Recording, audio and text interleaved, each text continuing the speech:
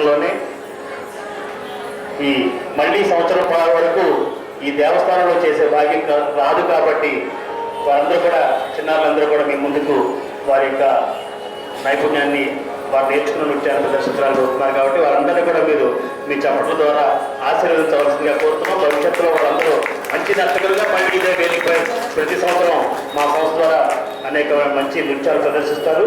ఈ చిన్నారులందరినీ కూడా ఆశీర్వదించవలసిందిగా కోరుతున్నాం. చూడదక్కని చిన్నవాళ్ళం అంటూ ఒక జానపద నృత్యాన్ని మీ ముందు ప్రదర్శిస్తున్నారు.